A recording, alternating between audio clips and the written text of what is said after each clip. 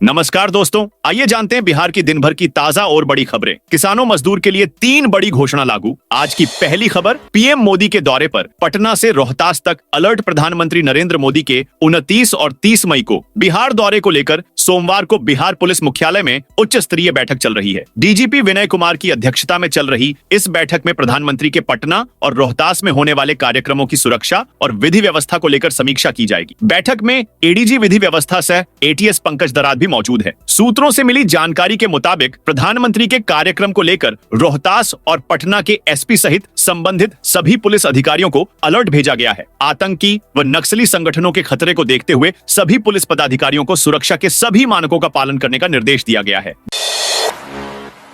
बिहार में कोरोना ने दी दस्तक। पटना में 2 मरीज मिलने से हड़कंप। बिहार में एक बार फिर कोरोना ने दस्तक दे दी है। लगभग 14 महीने बाद कोरोना के 2 नए मामले पटना में मिले हैं। दोनों मामले पारस अस्पताल में मिले हैं। इसमें से एक मरीज ने पुष्टि के लिए कंकड़बाग के एक निजी लैब में भी जांच कराई थी, वहां भी वह पॉजिटिव आया। लैब के डॉक्टर कमलेश कुमार ने बताया कि मरीज ने 22 मई को सैंपल दिया था। वहीं पारस अस्पताल के डॉक्टर प्रकाश सिन्हा ने बताया कि 4 दिन पहले 2 मरीज सर्दी, खांसी और सांस लेने में परेशानी की शिकायत लेकर अस्पताल पहुंचे थे। तेज प्रताप की पत्नी ऐश्वर्या बोली, पूरा परिवार ड्रामा कर रहा। 12 साल से अनुष्का यादव के साथ तेज प्रताप के रिलेशनशिप पर उनकी पत्नी ऐश्वर्या राय का बड़ा बयान आया है। उन्होंने कहा है कि पूरा परिवार मिलकर ड्रामा कर रहा है। उन्होंने मीडिया से उन्हें तेज प्रताप के अनुष्का यादव नाम की लड़की से रिलेशन की जानकारी मिलने की बात बताई। ऐश्वर्या राय ने ससुर लालू प्रसाद, सास राबड़ी देवी और देवर तेजस्वी यादव पर आरोप लगाते हुए कहा कि जब मुझे मारा जा रहा था तो इनका सामाजिक न्याय कहां था, मेरी जिंदगी खराब क्यों किया। ऐश्वर्या ने कहा कि पूरा परिवार मिला हुआ है, पार्टी और परिवार से निकालने की बात सिर्फ और सिर्फ ड्रामा है। घुसपैठ की सूचना के बाद इंडो नेपाल सीमा पर सुरक्षा कड़ी। भारत नेपाल सीमा पर सुरक्षा व्यवस्था को कड़ा कर दिया गया है। खुफिया एजेंसियों की सूचना है कि पाकिस्तानी आतंकवादी और बांग्लादेशी घुसपैठिए नेपाल के रास्ते भारत में प्रवेश कर सकते हैं। इस खतरे को देखते हुए दोनों देशों की सीमाओं पर सतर्कता बढ़ा दी गई है। भारत की सीमा सुरक्षा बल और नेपाल की आर्म्ड पुलिस फोर्स मिलकर सीमा की निगरानी कर रहे हैं। जरौखर, जमुनिया, पीठवा, अठमोहान, कोयरगंवा, अग्रवा और बरहड़वा जैसे सीमावर्ती क्षेत्रों में गश्त बढ़ाई गई है। इन इलाकों में सभी मार्गों से आने जाने वालों की जांच हो रही है। जेडीयू दफ्तर में नीतीश से दलित नेता की मांग, ताड़ी से हटेगा बैन। बिहार में पूर्ण शराबबंदी कानून लागू है, लेकिन ताड़ी को इस कानून से मुक्त करने की मांग उठने लगी है। अब तक विपक्षी राजद ताड़ी को शराबबंदी से बाहर करने की वकालत कर रहा था, लेकिन अब नीतीश कुमार की पार्टी जदयू के अंदर से भी आवाज आने लगी है। सोमवार को पार्टी के एक पदाधिकारी ने ही सीएम नीतीश कुमार को पार्टी ऑफिस में ताड़ी से बैन हटाने का पत्र सौंपा, बल्कि मांग नहीं मानने पर विरोध की भी चेतावनी दी। सीएम ने इस मामले में प्रदेश अध्यक्ष उमेश कुशवाहा को पूरी रिपोर्ट तलब किया है। सहरसा, कटिहार समेत 7 जिलों में बारिश। पूरे बिहार में अलर्ट। सहरसा में सोमवार की सुबह मौसम का मिजाज बदला और आसमान में बादल छाने लगे, फिर झमाझम बारिश हुई। इसके साथ ही गया, कटिहार, किशनगंज और भागलपुर में भी बारिश हुई। वहीं मुंगेर और जहानाबाद में हल्की बूंदाबांदी हुई है। मौसम विज्ञान केंद्र ने आज बिहार के सभी 38 जिलों में आंधी बारिश की संभावना जताई है। इसे लेकर विभाग की ओर से दरभंगा, भागलपुर, मुजफ्फरपुर समेत 18 जिलों के लिए ऑरेंज अलर्ट जारी किया गया है। यहाँ आकाशीय बिजली गिरने का भी अलर्ट है। वहीं गया, नवादा सहित 20 जिलों के लिए येलो अलर्ट जारी है। इन जिलों में 40 किलोमीटर प्रति घंटा की रफ्तार से हवा चलेगी, साथ ही हल्की बारिश हो सकती है। पटना में आज भी बादल छाए रहने की संभावना है। कुछ इलाकों में बारिश होने के आसार हैं। पटना मौसम विज्ञान के मुताबिक प्रदेश में 31 मई तक मौसम में बदलाव की संभावना नहीं है। केरल में मानसून ने दस्तक दे दी है। संभावना है कि बिहार में 10 जून तक मानसून की एंट्री हो सकती है। फर्जी राशन कार्ड बनाने वाले गिरोह का खुलासा। मोतिहारी पुलिस ने फर्जी राशन कार्ड बनाने वाले साइबर गिरोह का भंडाफोड़ किया है। पुलिस ने 4 आरोपियों को गिरफ्तार किया है। आरोपियों के पास से लैपटॉप, बायोमेट्रिक मशीनें और अन्य तकनीकी उपकरण बरामद हुए हैं। जिले में राशन कार्ड के आवेदन बंद होने के बाद भी एसडीओ लॉगिन पोर्टल पर राशन कार्ड की संख्या में वृद्धि देखी गई। इस मामले की जांच के लिए अरेराज एसडीओ अरुण कुमार और साइबर डीएसपी अभिनव परासर के नेतृत्व में विशेष टीम बनाई गई। जांच में पता चला कि पहाड़पुर थाना क्षेत्र के कुछ साइबर कैफे अवैध रूप से राशन कार्ड बना रहे थे। मुंगेर में मंदिर निर्माण को लेकर 2 पक्षों में विवाद। नया रामनगर के मोहम्मदा गांव में रविवार की रात 8:30 बजे मंदिर की दीवार तोड़े जाने के बाद ग्रामीणों और घड़ीरामपुर गांव के लोगों के बीच पत्थरबाजी हुई। इसमें घड़ीरामपुर के 6 लोग घायल हो गए और 3 वाहन क्षतिग्रस्त हो गए। घटना की जानकारी मिलते ही जिले के कई थानाएं की पुलिस मौके पर पहुंची और मामले को शांत कराया। इस दौरान पूरा गांव छावनी में तब्दील हो गया। पुलिस अधीक्षक सैयद इमरान मसूद और डीएसपी अभिषेक भी मौके पर पहुंचे और पूरे मामले की जानकारी ली। देर रात तक वहां स्थिति तनावपूर्ण हो गई। गांव में पुलिस कैंप कर रही है। सभी घायलों को इलाज के लिए सदर अस्पताल भेजा गया है। इन लोगों को पथराव के कारण चोटें आई हैं। नीतीश कुमार ने एसीएस सिद्धार्थ के सिर पर रखा गमला। बिहार के मुख्यमंत्री नीतीश कुमार का एक वीडियो वायरल हो रहा है। मंच पर कुछ ऐसा हुआ कि वहां मौजूद लोग भी थोड़ा हैरान रह गए। दरअसल पटना स्थित एलन मिश्रा इंस्टीट्यूट में आयोजित नियुक्ति पत्र वितरण समारोह के दौरान शिक्षा विभाग के एसीएस सिद्धार्थ ने छोटे गमले में लगा एक पौधा मुख्यमंत्री को भेंट किया, लेकिन उन्होंने गमला हाथ में लेने के बजाय एस सिद्धार्थ के सिर पर रख दिया, जिसके बाद थोड़ी देर एसीएस भी हैरान रह गए। दूसरे चरण में 60,000 से अधिक शिक्षकों का होगा ट्रांसफर। बिहार के सरकारी स्कूलों में कार्यरत शिक्षकों के स्थानांतरण को लेकर शिक्षा विभाग ने महत्वपूर्ण निर्णय लिया है। 60,000 से ज्यादा शिक्षकों के स्थानांतरण पर दूसरे चरण में विचार किया जाएगा, जिसके लिए जिला शिक्षा अधिकारियों की बैठक बुलाई गई है। पहले चरण में 1,30,000 शिक्षकों का स्थानांतरण किया जा चुका है। अब बचे हुए शिक्षकों की बारी है।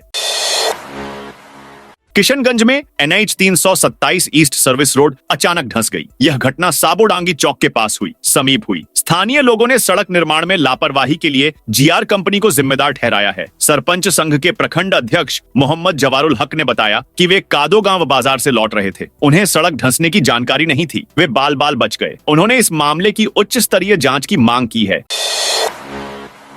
गोपालगंज में जेडीयू विधायक और उनके भाई पर FIR दर्ज। गोपालगंज के कुचायकोट थाना में जदयू विधायक अमरेंद्र कुमार पांडे, उनके भाई सतीश पांडे और एक अन्य व्यक्ति भोला पांडे के खिलाफ मामला दर्ज किया गया है। उनके खिलाफ मीरगंज थाना क्षेत्र के सेमराव गांव के जितेंद्र कुमार राय ने शिकायत दर्ज कराई है। उन्होंने आरोप लगाया है कि विधायक और उनके सहयोगी मुजफ्फरपुर निवासी किरण सिन्हा की जमीन पर अवैध कब्जा करने का प्रयास कर रहे हैं। यह जमीन कुचायकोट थाना क्षेत्र के बेलवा में स्थित है। 16 एकड़ जमीन पर फर्जी दस्तावेज बनाकर कब्जा करने का आरोप लगा है। प्रशांत किशोर बोले, बिहार के लिए पीएम कोई घोषणा नहीं करेंगे। जन सुराज के संस्थापक प्रशांत किशोर ने पीएम नरेंद्र मोदी के प्रस्तावित बिहार दौरे पर निशाना साधा है। उन्होंने कहा कि मोदी जी गरीब और पिछड़े राज्य बिहार के पैसे से अपना प्रचार करेंगे। विकास के लिए कोई घोषणा नहीं करेंगे, लेकिन बिहार की गरीब जनता का पैसा उनकी सुरक्षा और सभाओं पर खर्च होगा। पिछले महीने पंचायती राज दिवस पर मधुबनी आए थे। हम पूछते हैं कि इस साल ही पंचायती दिवस मनाने बिहार क्यों आए? पिछले साल या उससे पहले क्यों नहीं आए? इस साल बिहार में चुनाव है, इसलिए वे आएंगे। पीएम ने बिहार से नई ट्रेन चलाने की घोषणा की है। जब तक राज्य में फैक्ट्री नहीं लगती, तब तक हमारे युवा इन ट्रेनों में बैठकर दूसरे राज्यों में जाकर मजदूरी करने को मजबूर हैं। उन्हें बताना चाहिए कि यहाँ फैक्ट्री कब लगेगी, बंद पड़ी चीनी मिलें कब चालू होंगी। मुजफ्फरपुर में आयुष्मान कार्ड बनाने के लिए विशेष अभियान। मुजफ्फरपुर में आयुष्मान कार्ड बनाने के लिए आज से 28 मई तक विशेष अभियान चलाया जा रहा है। अभियान को सफल बनाने के लिए जिलाधिकारी ने जिला और प्रखंड स्तरीय अधिकारियों के साथ बैठक कर आवश्यक दिशा निर्देश दिए। हर दिन की प्रगति की समीक्षा की जाएगी। जिले में अब तक 18,60,968 कार्ड बनाए गए हैं। 3 दिनों में 4,32,923 कार्ड बनाने का लक्ष्य निर्धारित किया गया है। मॉनिटरिंग करने का निर्देश अनुमंडल पदाधिकारी पूर्वी, पश्चिमी और सिविल सर्जन को दिया गया है।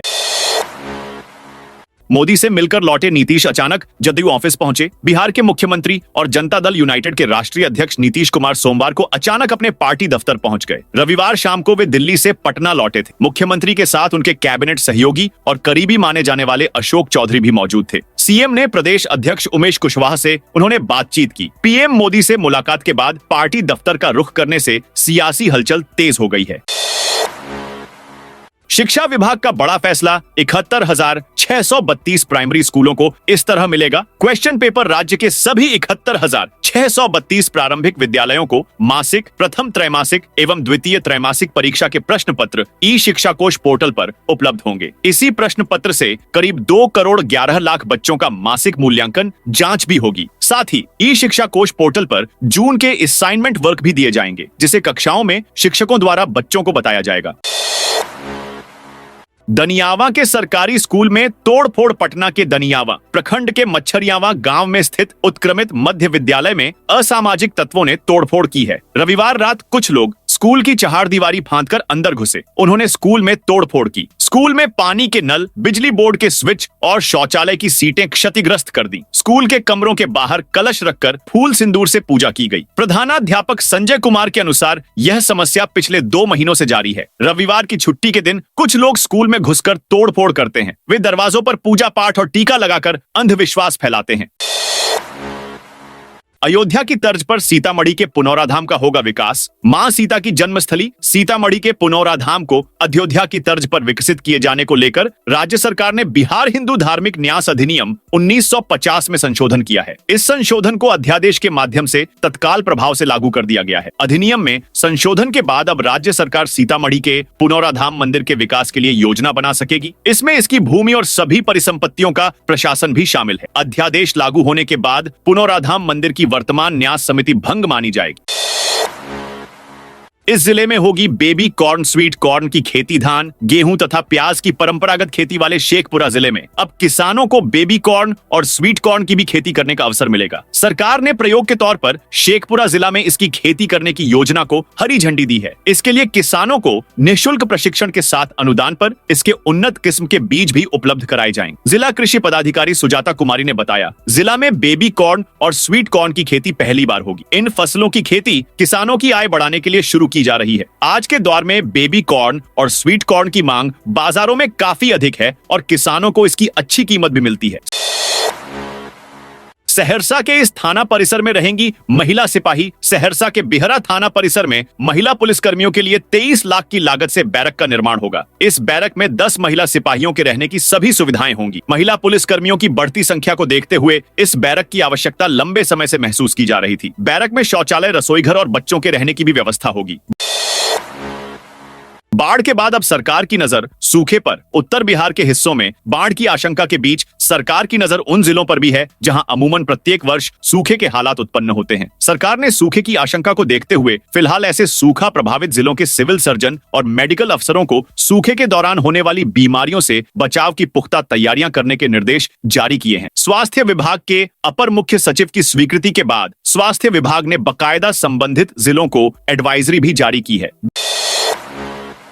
बिहार में बनेगा ग्रीनफील्ड एक्सप्रेसवे। पटना समेत 3 जिलों से गुजरेगा। 75 वर्ष में यह पहला मौका है जब किसी प्रधानमंत्री का कार्यक्रम विक्रमगंज में हो रहा है। उस दिन वे करीब 48,000 करोड़ रुपए की योजनाओं का शिलान्यास व उद्घाटन करेंगे। राज्य के भूमि सुधार व राजस्व मंत्री संजय सरावगी ने सोमवार को स्थानीय परिसदन में आयोजित प्रेस वार्ता में यह बातें कही। उन्होंने कहा कि 30 मई को विक्रमगंज में होने वाली पीएम की सभा ऐतिहासिक होगी। पीएम मोदी विश्व के सबसे बड़े नेताओं में से एक हैं और उनके दिल में बिहार बसता है। कार्यक्रम को लेकर हर किसी में उत्साह कायम है। उनके प्रयास से आज भारत दुनिया का चौथा सबसे बड़ा अर्थव्यवस्था वाला देश हो गया है। 30 मई रोहतास जिला ही नहीं, पूरे बिहार के लिए याद का दिन होगा।